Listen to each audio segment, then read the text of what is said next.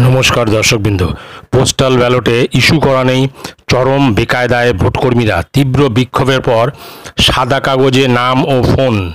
সাম্প্রতিক প্রকাশিত এই প্রতিবেদনটি আমরা বিস্তারিত জেনে নেব।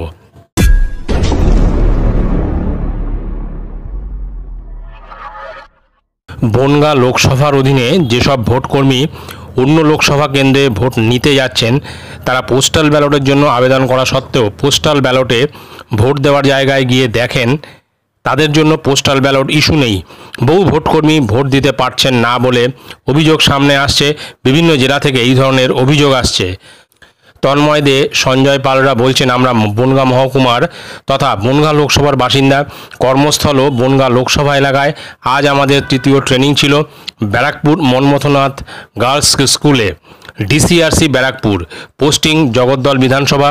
আমাদের appointment letter, postal ballot issue করা ছিল, কিন্তু ট্রেনিং সেন্টারে ভোটার লিস্টে নাম ছিল না।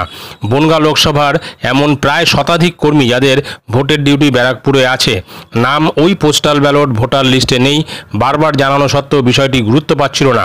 শেষে তীব্র বিক্ষোভের পর সাদা কাগজে নাম এবং ফোন নাম্বার লেখা হয়। বলা হয় পরে অন্য কোথাও বনগাঁ এসডিও বা ব্লক অফিসে ভোটের ব্যবস্থা করা হবে এবং ফোনে জানানো হবে। এই শুনে আমরা বেলা 1টার দিকে ট্রেনিং সেন্টার ছাড়ি। বহু কর্মী বাড়ি ফেরার ট্রেন, বাস ধরেন। বেলা 1:30টার কাছে ফোন করে বলা হয় ভোট দিতে, আবার ট্রেনিং সেন্টারে যেতে। আমি তো ফিরে ভোট দিতে যেতে পারিনি। আমার বা আমাদের মতো অনেকেই ভোট দিতে ট্রেনিং সেন্টারে ফেরত যাননি।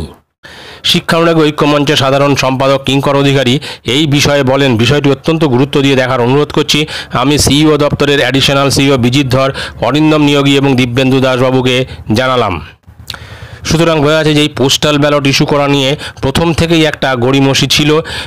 অনেক ক্ষেত্রে দেখা গেছে যে ফর্ম ফিল আপ করে তারা জমা নিতে চাইছে না, অর্থাৎ ফর্ম ফিল আপ করে যেখানে ফেলার কথা ফর্মটা সে সমস্ত ব্যবস্থাও করেনি। বিভিন্ন ট্রেনিং সেন্টারে কিন্তু এই অরাজকতাগুলো কিন্তু হচ্ছে।